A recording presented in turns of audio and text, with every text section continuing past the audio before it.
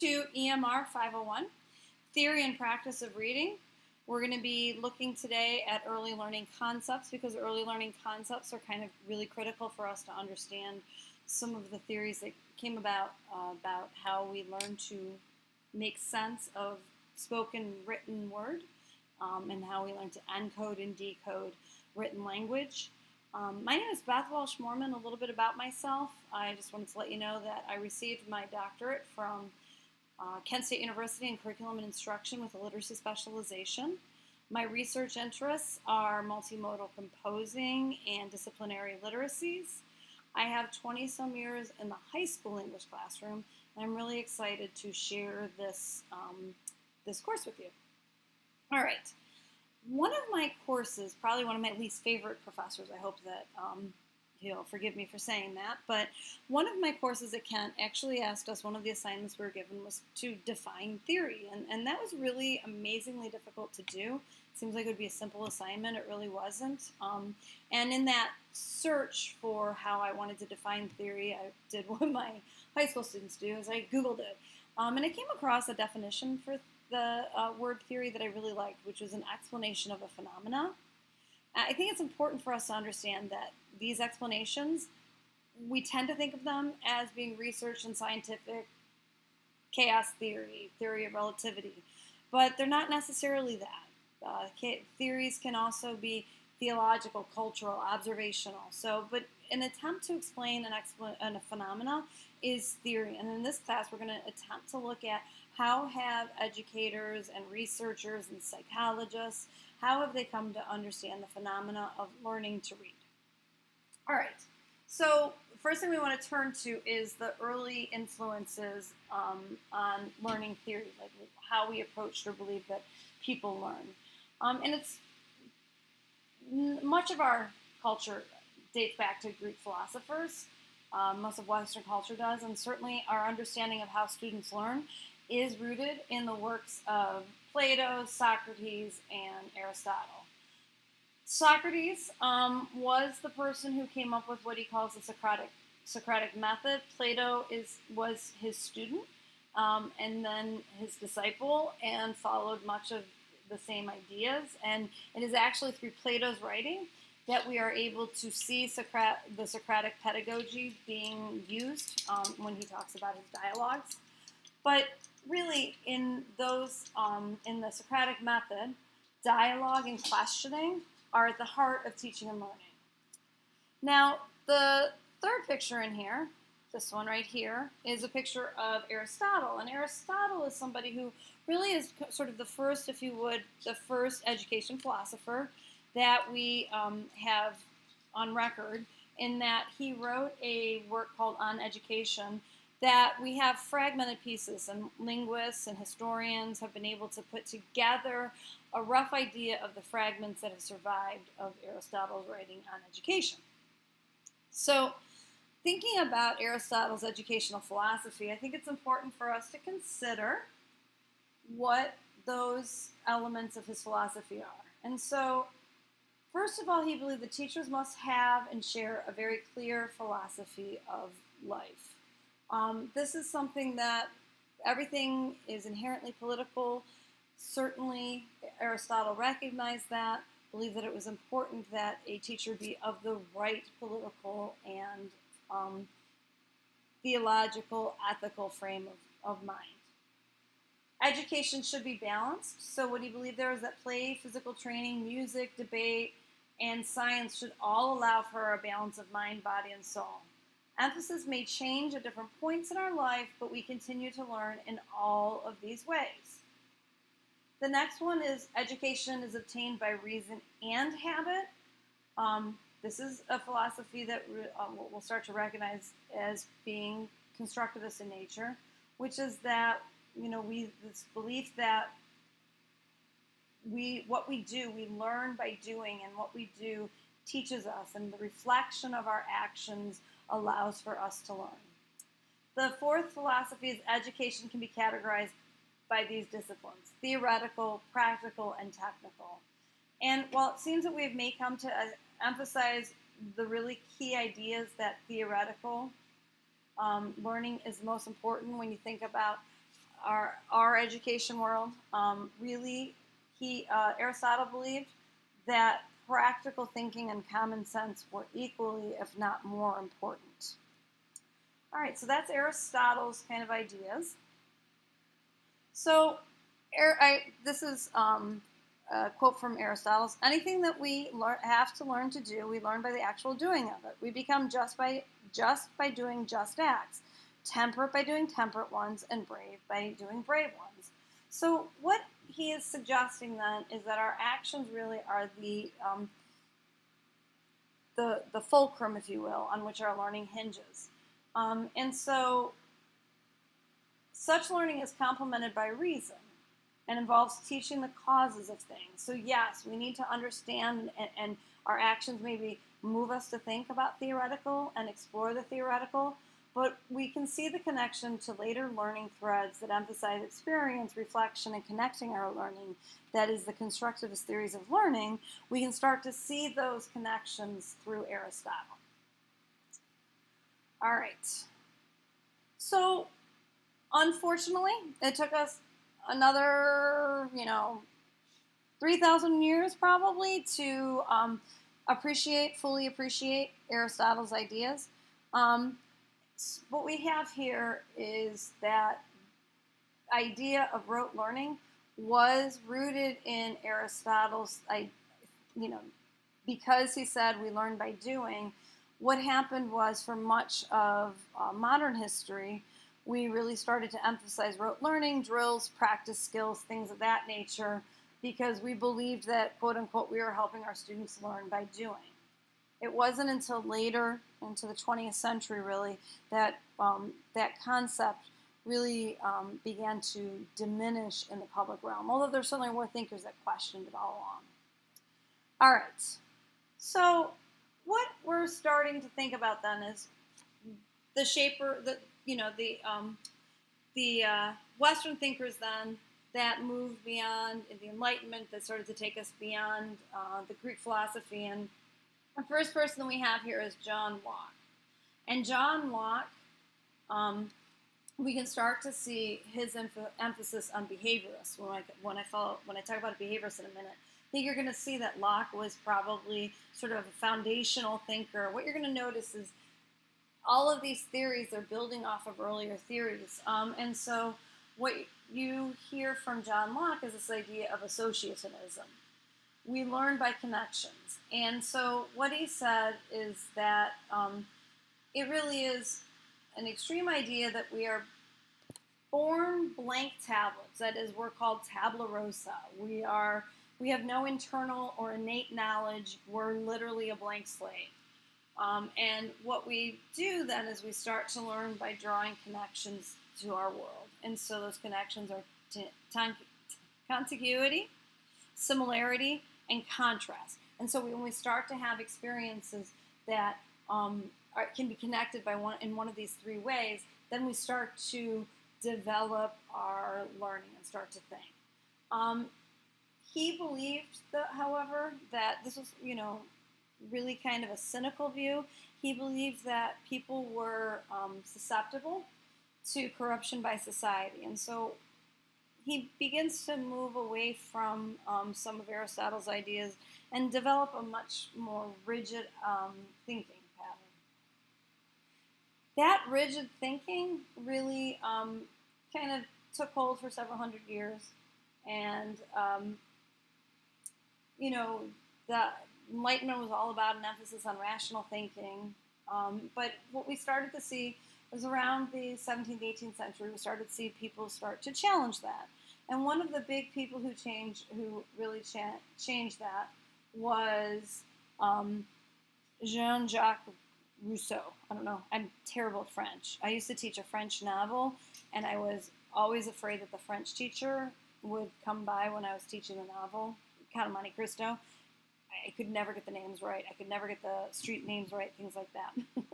But anyways, so Rousseau really developed this idea that learning is most facilitated through natural unfolding of the mind based on our individual curiosity and interest. So unlike Locke, who believed that we were born sort of as blank slates, Rousseau believed that we had everything we needed to learn that that's something that we naturally possess, and that it is natural learning that matters. So natural play or natural learning became important. And so this is still a philosophy that I think you can see playing out in schools today. So let me show you a video of a very interesting school. Not sure how I think about it. You know, I was always taught in sort of more traditional settings, but I'd love to visit a place like this for myself. All right. A different perspective on the future is found at this school in Massachusetts. Here the future must start by getting away from the past. The Sudbury Valley School has swept away everything that's connected with the beginning of mass education: classrooms, timetables, and teachers. Other traditional schools are based on the idea that in order for a person to learn, you have to feed him information you've pre-digested and pre-chosen. And that has nothing to do with the 21st century, where people are really in control of their own destiny. You're saying that model was created for the Industrial Revolution? Well, when the Industrial Revolution started, there were no schools, mass education. That was something that was developed when people realized that machines back in the early industrial age did not have the kind of feedback that machines have today. You had to have somebody man them. They could do just a certain amount of the work, and the rest had to be done by people. That meant you had to get people who were parts of the machine. There are 200 on roll, aged between 4 and 19, and so long as they keep within the rules, they can spend their day doing whatever they please. I don't see any reason to treat children different from other people. My experience is that they're human beings just like everybody else. And to view a child, certainly after they become articulate and they can make some judgment, which is usually about 4 or 5, to view a child as any less competent to make decisions for themselves than adults, it's ridiculous. What are you going to do today? The school is open between 8:30 and 5:30, but children can arrive at a time that suits them, so long as they stay for 5 hours.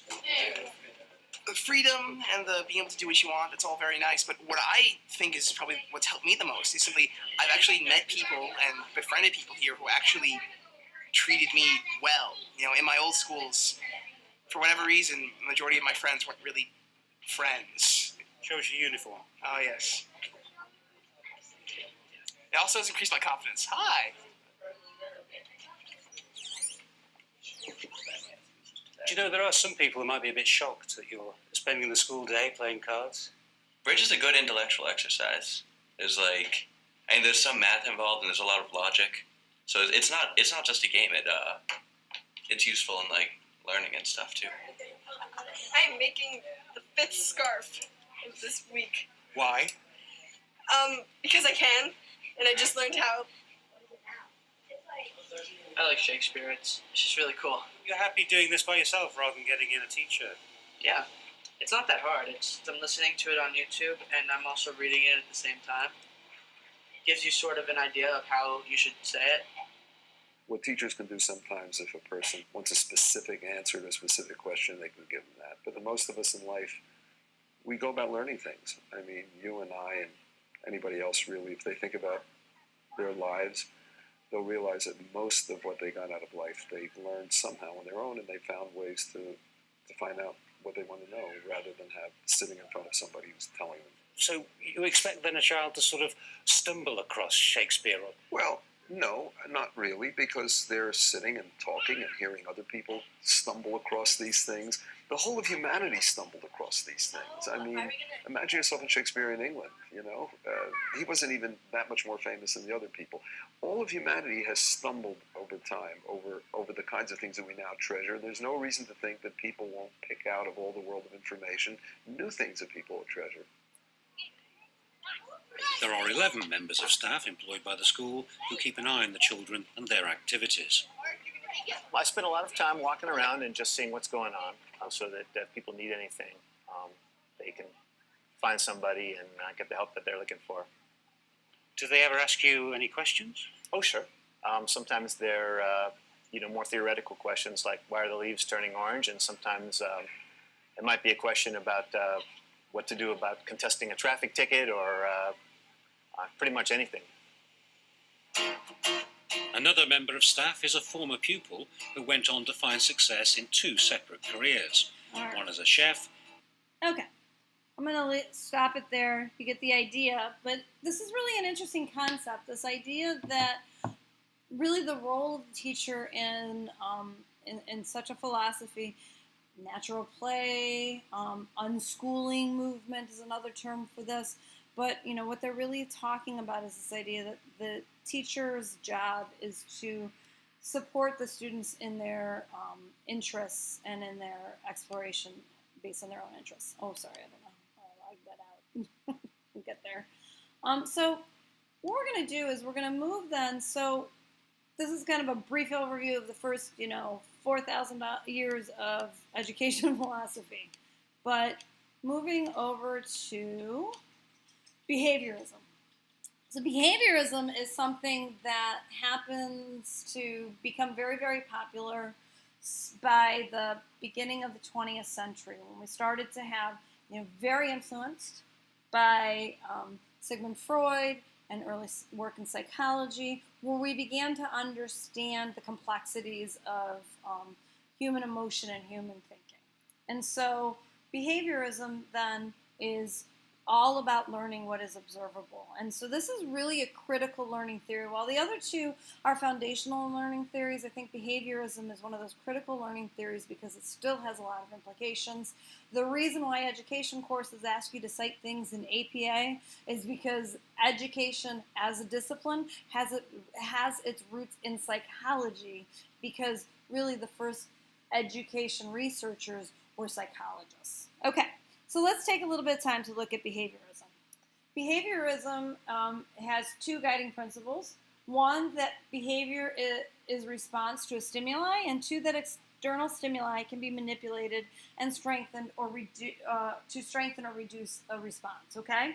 So our job, we can't really control what the student's response is going to be, but we can control the stimulus so that then we can maybe get a different type of response. So classical conditioning, made famous by Pavlov's dog experiments, is the occurrence of the transfer between the unconditioned stimulus and the conditioned stimulus. The bell, food, and the saliva. The bell and the food were conditioned.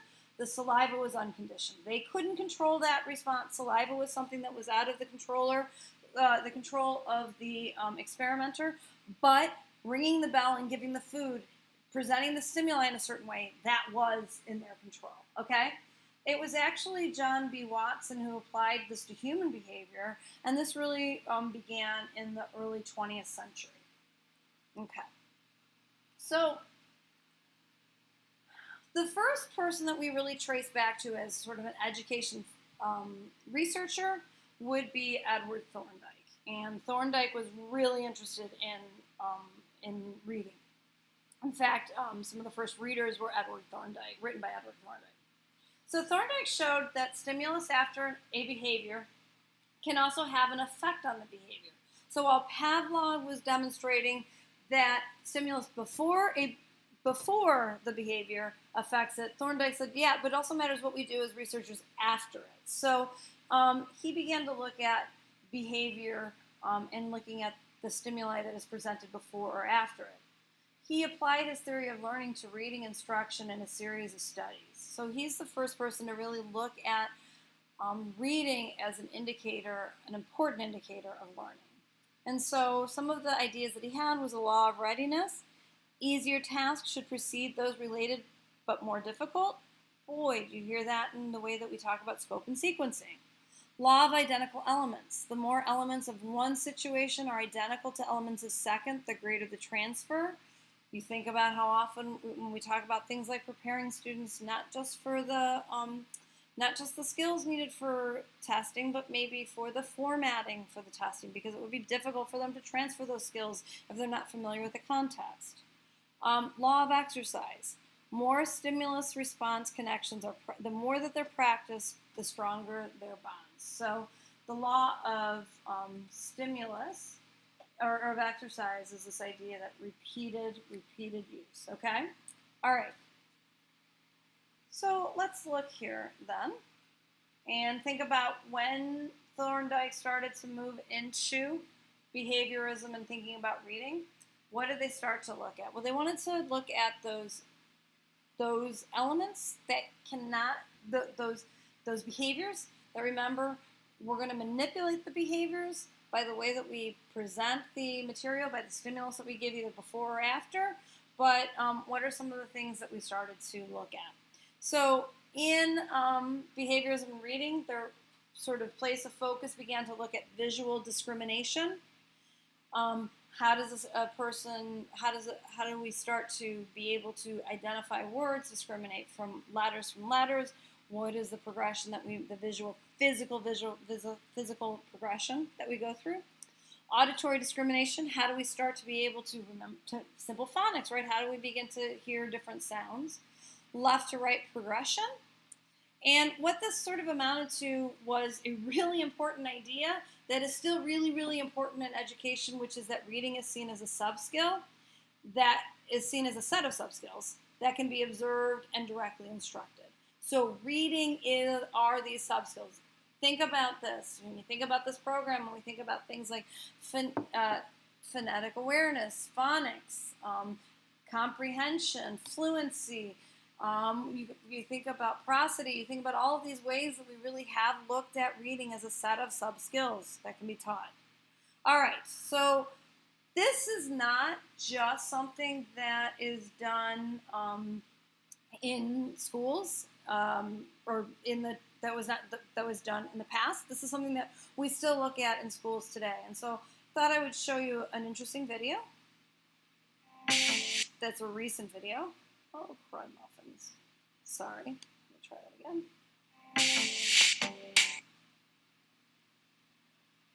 Boy, my computer just does not want to behave today. Ah. All right, well, here we go.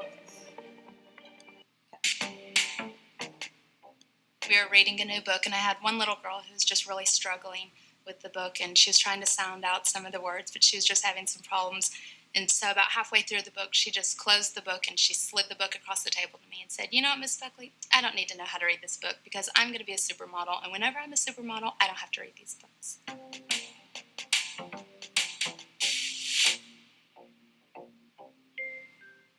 Reading is one of the most dazzling mental skills that people learn. We seldom think about just how much is involved. Our eyes move from left to right in a series of quick leaps, resting or fixating on a word for a sliver of a second before moving ahead. Okay, if you could look straight ahead, please. At the University of Massachusetts, a research lab is investigating what good readers do with their eyes. Dr. Keith Rayner is director of the lab. I've spent my life using eye movements as a way to understand reading and scene perception and visual search and other things, because it seems to me that eye movements are a very good indicator of the mental processes that people engage in. Okay, could you look at the upper right-hand corner of the screen, please? Dr. Rayner has found that skilled readers take in information from a surprisingly small area around the fixation point. 3 or 4 letters to the left of fixation, and about 15 letters to the right. Simply because of the physical wiring of the eye, you don't get much detail outside the point that you're looking at. You can try this experiment for yourself. Hold up your hand just a little bit off the line of sight. You won't even be able to count your own fingers. That's how fuzzy it gets. So if you need fine detail, whether you're looking at a P or a Q or an H or a J, your eye has got to land right on the word. And indeed, studies of eye movements in reading have shown that good, even skilled, rapid readers pretty much land on every content word. Good readers seldom backtrack. They fixate on each word for a quarter second before leaping ahead 8 or 9 letters. Look straight ahead, please. Good readers are highly systematic. Younger, less skilled readers spend more time on each word. They leap ahead shorter distances, and they back up more often. They're going much slower because they're having much more difficulty encoding what the words are that they look at. Though they are slower, young readers follow the same pattern as adults. They don't hunt around a page for context clues, but instead decode one word at a time as their eyes move methodically across the text. All right, so thinking about that in terms of this discussion, you can start to see how some of the early thinkers really just really helped to shape our understanding today. And I'm trying to get the slideshow from here, but I'm probably going to get from the very beginning. Okay, I was afraid I was going to go to the beginning here. So, in sum, I want us to think about the fact that, our learning theory are rooted in some early thinkers, Greek philosophers, Enlightenment thinkers. They really gave us this idea of understanding that learning is something that we do through dialogue, through connections. Because of that, we started to have an emphasis of rote and drill, but there was also and always people who were questioning that, and one of the big voices of that is still a really important person today. That's when we think about Rousseau and some of the unschooling movement, natural play movement, and things like that. And then lastly, that we looked at behaviorism and understand that behaviorism started to help us to see that when we're looking at reading, we're looking at a set of behaviors. And when we're teaching reading, we might want to look at how can we create different responses to different stimuli that can affect the sub-skills and help students to become better readers. All right, so this week's work, what are you going to do? Well, if you haven't already completed the form response to Sir Ken Richardson's video, do that first. I love Sir Ken Richardson, just an amazing person. So when you look at that, then I want you to go back to your first post and consider today's video. What historical context do early learning theories give to Richardson's video? Add a comment to your second post that considers this. Oh, I'm sorry. Add a comment to your post, not your second post. I'm sorry. Let me get rid of that. Add a comment to your post that considers this. Okay. Then, lastly, what I want you to do is read chapters 4 and 5 in Lenses on Reading. When done reading those chapters, use the Think in Threes graphic organizers that you should be able to download on Leo to identify one central phrase associated with each lens, constructivist and developmental. Put that in the circle, so then list the important passages from the reading in the triangle. Below that, write a 1 or 2 sentence summary of the lens and its implications on teaching. Either scan that and submit the PDF, or create a Word document and its elements. So let me show you what that means. I meant to have this pulled up, but I didn't have it pulled up. Let's look at a Think in Threes graphic organizer. All right. Okay. Here we go. I think this is the one that I used, actually. Okay. So what I want you to do, I want you to have a key word, key idea to when you think about the reading. I want you to have a key idea. Oh, why did that not? Why did that stop that? Okay. Key idea that you put in the central circle here.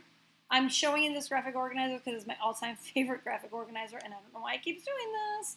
But then what I want you to do is I want you to kind of put a summary, put 3 ideas in there, and then in the triangles, I want you to put some passages, some key passages, 3 key passages. I do not know why it keeps doing this, but 3 key passages. And then what I want you to do is the last thing, I'm going to pull this up one last time.